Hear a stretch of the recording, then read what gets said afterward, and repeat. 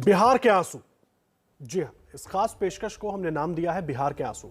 जब धरती के लाल रात भर सोए बगैर दिन भर अपना फर्ज निभाते हैं, आंधी तूफान बारिश हर परिस्थिति में डटकर नागरिकों की रक्षा करते हैं, और फिर भी उन्हें नसीब होती है अनदेखी, बेपरवाही, बेईमानी और नाइंसाफी।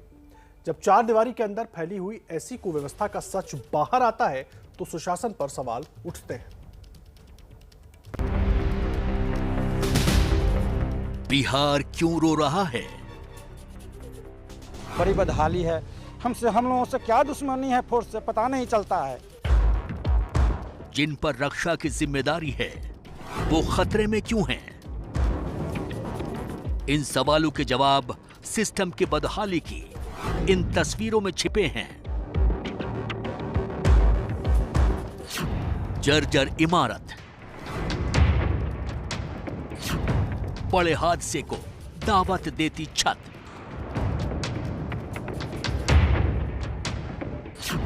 बदहाल कमरा,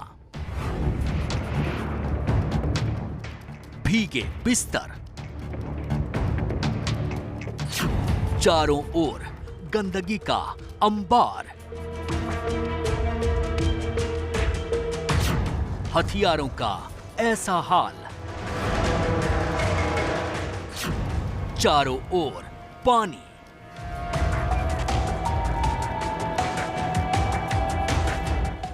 ये है मेरा बिहार,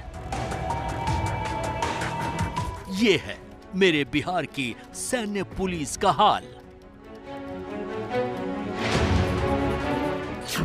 बिहार सैन्य पुलिस।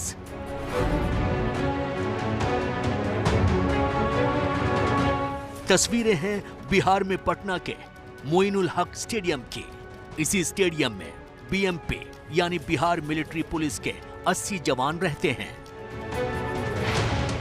ये वो जवान हैं जिनको दंगे की स्थिति में हालात को संभालने के लिए नागरिकों की रक्षा के लिए बुलाया जाता है। लेकिन लोगों की रक्षा करने वाले इन जवानों के सिर पर हर वक्त मंडरा रहा है खतरा। सबसे पहले ये इमारत देखिए जिसमें बीएमपी के जवान ठहरे हैं। इमारत की हालत ऐसी है कि छत अब गिरी तब गिरी। अंदर की हकीकत तो और भी ज्यादा हैरान और परेशान करने वाली है। कमरे रहने लायक नहीं हैं, लिहाजा अभी जवान इस स्टेडियम की सीढ़ियों के नीचे अस्थायी तौर पर रह रहे हैं। ये कितना जोखिम भरा है, समझने के लिए इन तस्वीरों को गौर से देखिए। अंदर छत से पानी टपक रहा है, छत का मलबा टूटकर नीचे गिर रहा है। हालत ऐसी है कि न जाने कब ये छत भरभरा कर नीचे गिर जाए। यही डर है जो यहाँ रहने वाले जवानों को हर पल सताता है। आलम यह है कि रातें जाग जाग कर कट रही हैं। और एक तो समस्या है कि हमारे पुलिस हेडक्वार्टर को न जाने क्या बुझा रहा है। हम लोगों से क्या दुश्मनी है फोर्स से पता नहीं चलता है। इसी रहन सहन के इस सीढ़ी के नीचे मैं लोग रहता हूँ, सारे छत टूट के गिरने वाले हैं। किस समय किसके ऊपर छत टूट के गिर जाएगा, और छत गिरता भी है हम लोगों के मच्छरदानी के ऊपर। बदहाली की कहानी यहीं खत्म नहीं होती। बिहार में लगातार 3-4 दिन बारिश न होती तो अंदर का ये सच बाहर न आ पाता। छत से टपकते पानी में बेईमान और मतलबी सिस्टम की हकीकत नहीं दिख पाती। इमारत की छत से रात भर पानी जवानों के बिस्तर पर टपकता रहता है। सभी जवानों के बिस्तर बारिश के पानी के टपकने की वजह से भीग चुके हैं। मतलब या तो गीले बिस्तर पर ही ये जवान सोएं या फिर रत जगा करें, और ऊपर से चारों ओर गंदगी का अंबार। जब बरसात आती है तो पानी घुटने पर लग जाता है। अभी देखिए कोई भी किसी का भी बेडिंग ऐसा नहीं है कि सही हालत में है, सबका बेडिंग भींगा हुआ है। इसके बावजूद भी लोग पटना पुलिस लाइन में जाके 12 घंटे 13 घंटे ड्यूटी डेली का करते हैं। उसके बाद ड्यूटी करके आने के बाद यहाँ पे फिर उसी बेडिंग को किसी तरह बिछा के फिर सोते हैं। इसी तरह हम लोग का जिंदगी कट रहा है। चुनौती सिर्फ रहने की ही नहीं है बल्कि पेट भरने की भी है। न रहने को सुरक्षित छत है और न खाने को ढंग का खाना। 3 दिन से न खाने का सिस्टम सही हो रहा है हम लोग का, न रहने का। एसी में 24 घंटे ड्यूटी हम लोग आते जाते रहते हैं। बड़ी बदहाली है। सारे रूम में जो पानी लगा हुआ है। जवान भूखा सोता है तो फिर सिस्टम या सरकार को कोई फर्क नहीं पड़ता, लेकिन सिस्टम की भूख ऐसी है कि जवानों के पगार में से 25% डीए काटने में जरा भी देरी नहीं करती। हम लोगों को जो टीए मिलता है उसका 25% काटने का आदेश दे दिया गया है। माने ऐसी सरकार की स्थिति हो गई है जो पुलिस वाले को पैसा काट करके सरकार के कोष को भरने की कोशिश की जा रही है। लेकिन नौकरी है, मजबूरी है, हम लोगों को करना है, बाल बच्चे हैं। माने हम लोगों की स्थिति बद से बदतर है, कोई देखने वाला नहीं। और हमारे पुलिस हेडक्वार्टर को हमारे कमाए हुए पैसे में से 25% चाहिए। ये 270 रुपये देते हैं, उससे ज़्यादा खर्च हो जाता है हम लोग का, और उसमें से भी 25% उनको चाहिए। आखिर क्यों ऐसा सोचते हैं ये लोग, पता नहीं चलता है। जवानों को बदहाली के बीच छोड़ने वाले और उनकी सैलरी से फंड काटने वाले सिस्टम को फर्क ही क्या पड़ता है? चाहे बदन पर सचने के बाद गौरव का एहसास कराने वाली वर्दी का अपमान हो, या फिर रक्षा के लिए उठने वाले हथियार लाचार नजर आए और जवान बेबस। सरकार जो हम लोग को सुविधाएं दे रही है वो तो सामने आप लोग को प्रत्यक्ष रूप से दिख ही रहा है, और हम लोग क्या कह सकते हैं। बस आप लोग से यही गुजारिश है कि हम लोग का जो स्थिति है इसको सरकार तक पहुंचाने का कोशिश करिए, ताकि कुछ सुविधाएं हम लोग को उपलब्ध हो। जो सरकारी नौकर कहे जाने का जो मतलब होता है, कम से कम उसका कुछ फायदा मिल सके। जब मजबूर हो जाए बिहार का जवान, जब बंकर की जगह बदहाल इमारत हो बिहार की रक्षा करने वाले जवानों का घर, जब गंदगी की दुर्गंध के बीच जीना मजबूरी बन जाए, जब जोखिम के बीच जूझने के लिए छोड़ दे सिस्टम, और फिर भी मुंह बंद कर सब कुछ झेलते हुए फर्ज अदा करे मेरा जवान, तब क्यों ना रोए बिहार और क्यों ना निकले बिहार के आंसू। और देखिए, बीएमपी के जवान किस तरह की बदहाली में रहने को मजबूर हैं, किस तरह की समस्याएं झेलने को मजबूर हैं, वो तो इस रिपोर्ट से आपने देख ली। लेकिन इस पर पूरी जानकारी के लिए हमारे साथ हमारे सहयोगी प्रकाश कुमार जुड़ गए हैं, पटना से सीधा उनका रुख करेंगे। प्रकाश, ये तस्वीरें सोचने पर मजबूर कर देती हैं। सुशासन में इस तरह की तस्वीरें आखिर है क्यों? क्या दिखाई नहीं दे रहा अधिकारियों को, नेताओं को, मंत्रियों को?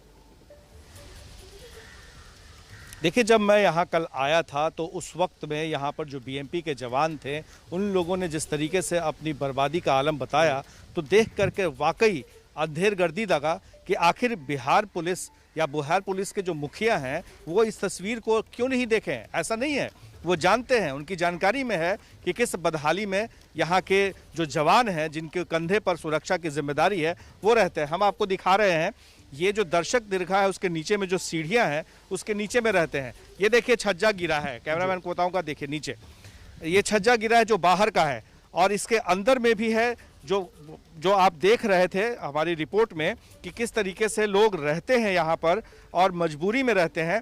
और इनकी जो शिकायत है वो अपने पुलिस हेडक्वार्टर से है कि वो एक तो सुरक्षित जगह वो नसीब नहीं करा रहे हैं, किसी तरह से लोग यहाँ रहते हैं। देखिए, कोई ज़मीन पर बिस्तर बिछाए हुए है, तो ऊपर में देखेंगे तो वो टूट रहा है, सीढ़ी का हिस्सा कभी भी ढह सकता है, गिर सकता है और गिरता रहता है, लोग घायल भी होते रहते हैं, और इसी में इनसे ड्यूटी भी ली जाती है। तो ये जो स्थिति है, आपको मैं बता दूं कि ऐसा नहीं है कि पहले से नहीं है, जानकारी में नहीं है। ये बीएमपी 6 के जवान हैं जो मुजफ्फरपुर से आए हुए हैं और पिछले 1 साल से यहाँ रह रहे हैं। जब इसकी जानकारी हमने लेनी चाहिए यहाँ के अधिकारियों से, जो बीएमपी के अधिकारी हैं, तो उन्होंने कहा कि डिस्ट्रिक्ट पुलिस जो है वो इसे देखेगी और उनका देखना है कि कहाँ रुकाना है, उनको कैसे उनकी व्यवस्था करनी है। तो एक दूसरे पर टाला जा रहा है, लेकिन सच्चाई यह है कि जिनकी भी जिम्मेदारी हो ये तय होनी चाहिए और इन्हें सुरक्षित माहौल देना चाहिए ताकि ये ड्यूटी भी कर सके और अपने आप को ठीक से रख भी सके। सवाल बड़ा यही है प्रकाश, जिस तरह से आपने बहुत अच्छे से तस्वीर भी दिखाई और समझाया भी, लेकिन सवाल सबसे बड़ा ये खड़ा हो जाता है कि अगर हमें अपने समाज को, सिस्टम को दुरुस्त रखना है तो हमारी जो पुलिस है वो भी अच्छी होगी तो सिस्टम और ज़्यादा बेहतर तरीके से काम करेगा। लेकिन पुलिस अगर इतनी बदहाली में रहेगी और ये बेचारे खुद इतने परेशान रहेंगे बीएमपी के जवान, तो ये कब, कहाँ, किसी इमरजेंसी में कैसे जाकर किसी की मदद कर पाएंगे? किसी आला अधिकारी ने इस पर कुछ कहा, ज़रूरी समझा कुछ कहना?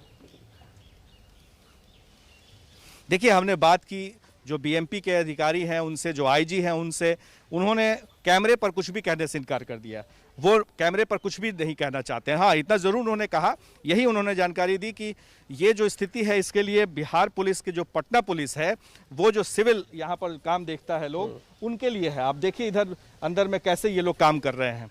तो एक तरह से वो पल्ला झाड़ रहे थे, क्योंकि अभी सीधे बीएमपी को ये लोग रिपोर्ट नहीं करते हैं, इसलिए उस लिहाज से ये रिपोर्ट जो है अब उन्हें पटना पुलिस को देखनी होगी। ये देखिए यहाँ के अंदर का हाल, क्या हाल है। नीचे में लोग रहते हैं किसी तरह से, कितना खतरनाक तरीके से यहाँ पर बिजली लगाया हुआ है। एक हाथ भी इधर उधर दाएं बाएं जाएगा तो बिजली लग सकती है, करंट लग सकता है और कोई भी बड़ा हादसा हो सकता है। ये देखिए अंदर में त्रिपाल लगाया गया है, ऊपर से ढह रहा है लगातार। जो सीढ़ी का है हिस्सा आप देखिए छड़ दिखाई दे रहा है। तो बिहार पुलिस हो, पुलिस हेडक्वार्टर हो, बीएमपी के अधिकारी हो, चाहे कोई भी हो, ये तस्वीर अगर देख रहे हैं तो एक बार उन्हें शर्म जरूर आनी चाहिए कि जिन पुलिस के बदौलत, पुलिस की बदौलत, जिन सुरक्षा कर्मियों की बदौलत ये कहते हैं कि हमने इस चोर को पकड़ा, ये दंगा रुकवाया, ये काम कर लिया, अपनी पीठ थपथपाते हैं, तो थोड़ी शर्म भी महसूस करें इस स्थिति के लिए। बिल्कुल यही उम्मीद करते हैं प्रकाश के एबीपी न्यूज पर इस खबर को और जो तस्वीरें आप दिखा रहे हैं उसको देखकर शायद उनकी आंखें खुले और इन जवानों की जो दिक्कतें हैं वो थोड़ी दूर हो पाए। बहुत धन्यवाद आपका प्रकाश इस पूरी जानकारी के लिए। देखिए, बिहार के ज्यादातर इलाकों में हुई बारिश का असर अस्पताल और मरीजों पर भी पड़ रहा है। तेज बारिश के बाद दरभंगा मेडिकल कॉलेज में गंदा पानी भरने से मरीज परेशान है। पानी भरने से और इस वक्त एक बड़ी खबर आपको बता दें, नवनीत कालरा को जमानत मिल गई है। नवनीत कालरा खान चाचा रेस्टोरेंट का मालिक, ऑक्सीजन कंसंट्रेटर मामले में उसको गिरफ्तार किया गया था और इस वक्त बड़ी खबर यह है कि नवनीत कालरा को जमानत मिल गई है। नवनीत कालरा के 3 अलग अलग रेस्टोरेंट से 500 से ज्यादा ऑक्सीजन कंसंट्रेटर पुलिस ने बरामद किए थे और अब नवनीत कालरा को जमानत मिल गई है। दिल्ली का बड़ा कारोबारी है नवनीत कालरा। खान चाचा रेस्टोरेंट भी उसी का था जिसमें 86 से ज्यादा ऑक्सीजन कॉन्सेंट्रेटर मिले थे, जिसके बाद पुलिस लगातार तलाश कर रही थी। फिर नवनीत कालरा को गिरफ्तार किया गया और अब ये बड़ी खबर आपको हम बता रहे हैं कि नवनीत कालरा को जमानत मिल गई है ऑक्सीजन कंसंट्रेटर मामले में। दिल्ली से ये बड़ी खबर, नवनीत कालरा के 3 अलग अलग रेस्टोरेंट्स में 500 से ज्यादा ऑक्सीजन कॉन्सेंट्रेटर पुलिस ने बरामद किए थे, जिसके बाद नवनीत कालरा की तलाश जारी थी। वो फरार भी रहा, लेकिन बाद में दिल्ली पुलिस के हत्थे चढ़ गया और अब नवनीत कालरा को जमानत मिल गई है। अंकित गुप्ता हमारे सहयोगी जुड़ गए हैं। अंकित, पूरी जानकारी क्या है? अंकित का रुख करेंगे, लेकिन इस बीच आपको ये बड़ा अपडेट एक बार फिर से बता दें। दिल्ली का बड़ा कारोबारी है Navneet Kalra. Oxygen concentrator hoarding मामले में उसको गिरफ्तार किया था पुलिस ने। 3 अलग अलग रेस्टोरेंट से 500 से ज्यादा ऑक्सीजन कंसंट्रेटर मिले थे और अब उसे जमानत मिल गई है। ये बड़ी जानकारी हम आपको दे रहे हैं। 1 लाख के निजी मुचलके पर नवनीत कालरा को जमानत दी गई है। इस वक्त की बड़ी खबर, नवनीत कालरा ने अपने अलग अलग रेस्टोरेंट्स में ऑक्सीजन कंसंट्रेटर भर रखे थे और लोगों को मनमाने दाम पर बेच रहा था। अंकित जुड़ गए। अंकित, ताज़ा पूरी जानकारी क्या है? आदर्श, नवनीत कालरा को दिल्ली के साकेत कोर्ट से जमानत मिल गई है और नवनीत कालरा के वकील की तरफ से लगातार यही कहा जा रहा था कि ऑक्सीजन कंसंट्रेटर जिसको लेकर के ये कहा जा रहा है कि वो जमाखोरी और कालाबाजारी कर रहा था, वो ऑक्सीजन कंसंट्रेटर जिसको लेकर के ये कहा जा रहा है कि वो खराब क्वालिटी के थे, वही ऑक्सीजन कंसंट्रेटर देश भर में हजारों की संख्या में आ रहे थे। तो अगर वो खराब क्वालिटी के थे तो उनकी जो है आयात करने पर रोक क्यों नहीं लगाई गई? दूसरा जो नवनीत कालरा के वकील की दलील ये थी कि अगर ये ऑक्सीजन कंसंट्रेटर खराब क्वालिटी के थे, जैसा कि दिल्ली पुलिस के वकील दावा कर रहे हैं और दिल्ली पुलिस की दलील है, तो फिर इन कंसंट्रेटर को जो है जब्त करने के बाद में अलग अलग जो कोविड केयर सेंटर्स हैं वहां किस आधार पर दिया गया। तो इस तरीके की कई सारी दलीलें दी गई हैं और ये भी कहा गया कि जमाखोरी नहीं कर रहा था, वो एक व्यापारी है और व्यापार कर रहा था क्योंकि इसका कोई एमआरपी यानी कि अधिकतम मूल्य तय नहीं किया गया था सरकार की तरफ से। तो इस तरीके की कई दलीलों के बाद में दिल्ली की साकेत कोर्ट ने अब से कुछ मिनटों पहले ही नवनीत कालरा को खान मार्केट में जमाखोरी, ऑक्सीजन कंसंट्रेटर की जमाखोरी और कालाबाजारी मामले में जमानत दे दी है 1 लाख रुपए के निजी मुचलके पर। जी, बहुत धन्यवाद अंकित आपका इस पूरी जानकारी के लिए। तो ऑक्सीजन कंसंट्रेटर जमाखोरी मामले में नवनीत कालरा को जमानत मिल गई है। लगातार आगे भी आपको अपडेट देते रहेंगे। देश के लिए कुर्बानी देने वाले शहीद मेजर विभूति ढोंडियाल की पत्नी नितिका आज सेना में लेफ्टिनेंट बन गई। चेन्नई के पासिंग आउट परेड में उन्होंने फौज की वर्दी पहनी। आप देखिए खास रिपोर्ट।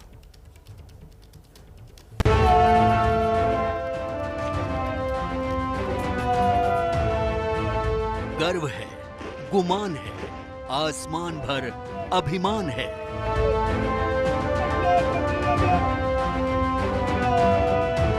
शौर्य को सलाम है, आंखों में हिंदुस्तान है।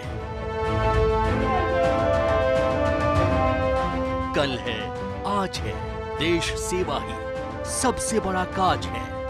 वीर नीतिका पर मातृभूमि को नाज है।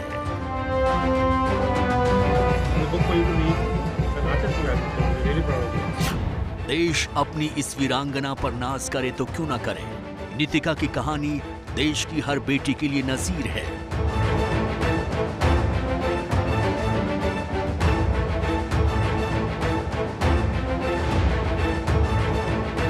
ये तस्वीर बताती है कि हिंदुस्तान के शौर्य के किस्से यूं ही नहीं कहे जाते। नीतिका ढोंडियाल ने आज भारतीय सेना में लेफ्टिनेंट का पद संभाला। चेन्नई में पासिंग आउट परेड में नीतिका ने देश की रक्षा के लिए भारतीय फौज की वर्दी पहनी। सम्मान, सुरक्षा, ताकत और जिम्मेदारी की इन तस्वीरों में एक छिपा है देश के नाम सबसे बड़े बलिदान का इतिहास। वो सर्वोच्च बलिदान जो नीतिका के पति ने मातृभूमि के लिए दिया था और आज पत्नी ने देश सेवा का संकल्प लिया। नीतिका के पति मेजर विभूति ढोंडियाल पुलवामा में एनकाउंटर में शहीद हुए थे। My journey has just started. The last 11 months has made me learn so many things in my life. The day I stepped in, I imagined that and I felt that the same journey that he has traversed through, and I'm traveling through the same journey. So I believe he's always and always going to be part of my life, and even today he's somewhere around.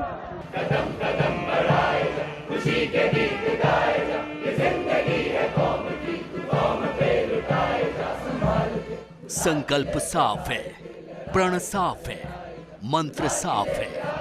ये जिंदगी है कौम की, कौम पर लुटाई जा।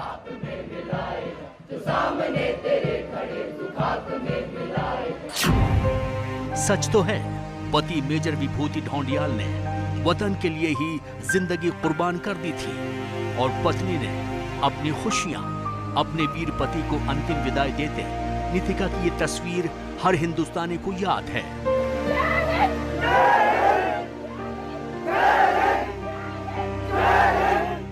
जब नीतिका को जिंदगी का सबसे बड़ा दुख मिला था तब उनकी शादी को महज 9 महीने ही हुए थे।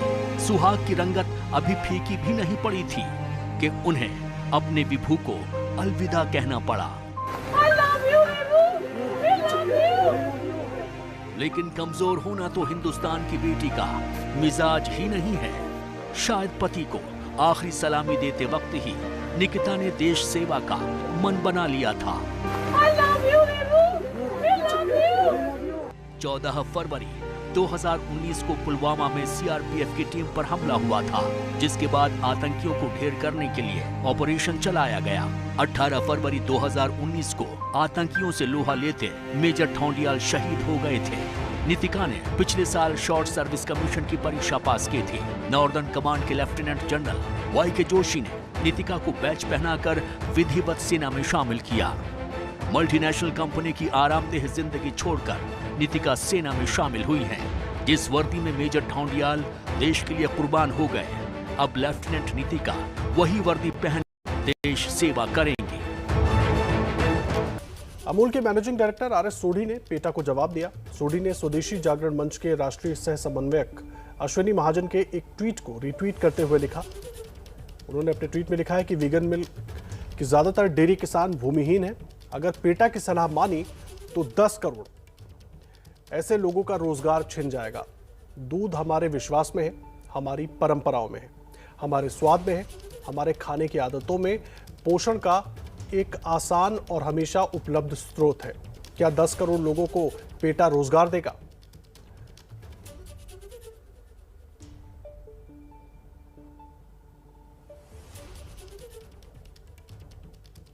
और आपको बताते हैं कि आखिर ये वीगन मिल्क है क्या, जिसको लेकर ये पूरी बातचीत हो रही है। ये भी आपको बता देते हैं ग्राफिक्स के जरिए। देखिए, इसे प्लांट बेस्ड मिल्क भी कहते हैं। पौधों से बनाए जाने वाले दूध का दूसरा नाम है वीगन मिल्क। सोया मिल्क, बादाम दूध इसी कैटेगरी में आते हैं। नारियल का दूध, राइस मिल्क भी इसी कैटेगरी में आते हैं। काजू दूध और ओट्स मिल्क भी इसी श्रेणी में है। इस दूध में कम मात्रा में फैट पाया जाता है। वीगन मिल्क सेहत के लिए बहुत फायदेमंद होता है।